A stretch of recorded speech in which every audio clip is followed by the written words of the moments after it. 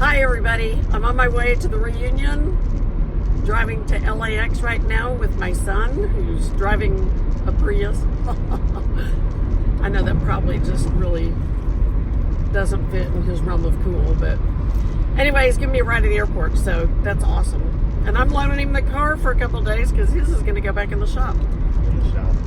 So anyway, this is my son. Hi. He's the one who told me the whole time I was in recovery that I was faking. Faking it. See? Watch him. She was faking it. No, I wasn't. You don't know her like I know her. And it's become such a thing that now I think that if he ever really admits that I did have cancer, She did. yay, then I'll be jinxed. So I'm like, keep saying it, Eddie, keep saying it. Keep saying I never had it and I'm faking. I'm good with that. He also doesn't think I'm vegan. She's not. She had bacon yesterday. I did not have bacon. I watched her have a sliver of filet mignon the day before that. I did not have filet 2 days mignon. before that, she had a BLT. I did have a little pork She roast is because not it a was vegan. amazing. Right. She's not a vegan.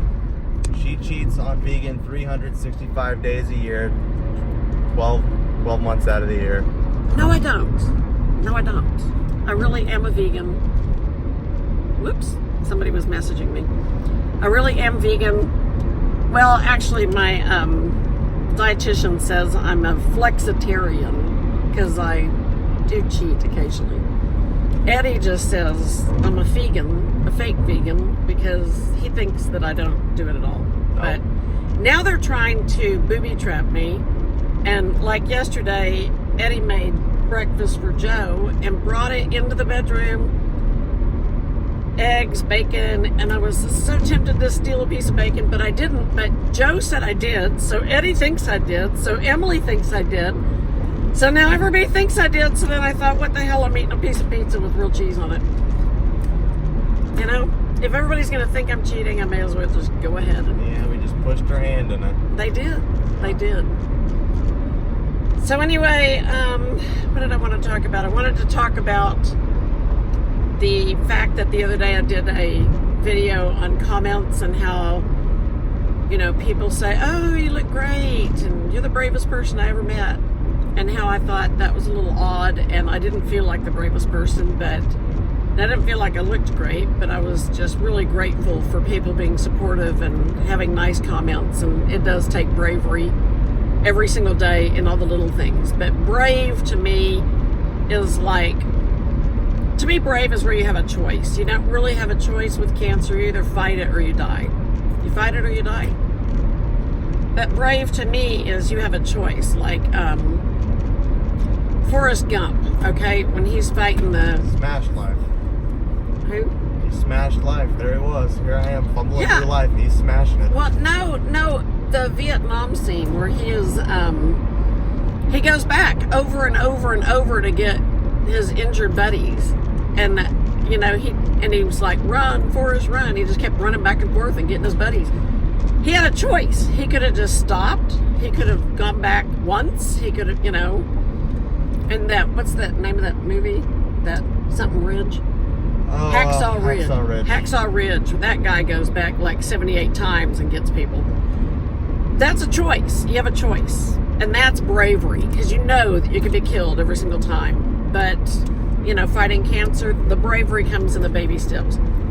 Anyway, I met this lady on the beach the other day. I met two ladies. One of them was a college student. She was awesome. She came up to me and said, what are you collecting? I said, oh, sea glass. And it's like all excited to talk to her. And I gave her a couple of pieces of sea glass so she'd know what she was looking for. And she was all excited and happy. And she goes to El Camino College, and just real nice lady. And then a few minutes later, this other lady walked up to me on the beach, and she didn't say anything. So I spoke first to her, and I said, hey, what are you collecting? And she said, oh, this and that. And I said, oh, I'm picking up sea glass out here. And she said, I figured. And you're cheating. You're using that scoop, and you're so lazy you don't even bend over and pick up the pieces of glass.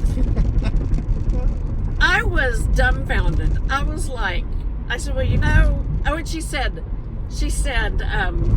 oh, and you're picking up all the pretty pieces and leaving the trashy ones for everybody else. Probably true. And I thought, you take the cake, lady.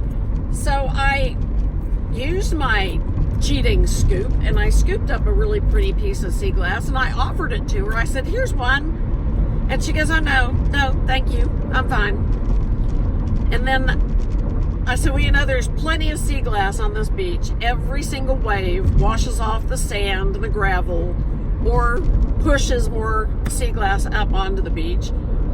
And she looked at me and she goes, Sweet Pea, I have found more beautiful things on this beach than anybody. She's the best. And I thought, man, you're a piece of work. I said, well, I've been out here, I've been in recovery. I probably shouldn't have said recovery, but I said I've been in recovery for 2 years now, and this is the strongest I've been. And I'm really proud to be out here, even with the scoop, because it gets me out of the house and gets me moving, and it's gotten me stronger.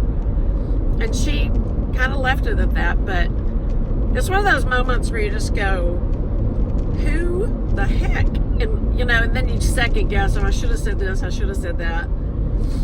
My sister was like, you should have said, I beg your pardon. But that Sweet Pea comment was kind of like, well, bless your heart, honey. That fake bless your heart thing that people do. I was dumbfounded. It was the ugliest thing anybody has said to me in the last 2 years. I was dumbfounded, couldn't believe it. So anyway, people complain about the next generation. People complain about young people, but I'm here to tell you that that young girl from El Camino College was just a delight to talk to. And that other lady who was about my age and heavy set was a horror to talk to. It was awful. Anyway, that goes on the list of things that you say and don't say to cancer patients, or you don't say to anybody for that matter, because this woman was a fright. Want to add anything, Eddie? Just super loquacious. Super loquacious? Yeah, she likes to. My mom likes to talk a lot. Some people just don't like to talk. I figured that other lady just didn't want to talk, but she was not so nice. She was horrible. Yeah. Anyway, that's all I gotta say. All right. Hopefully, I'll see everybody at the reunion this week. I'm excited, and I'm getting on a plane in a couple of hours. They always make you get there early, and LAX traffic is awful.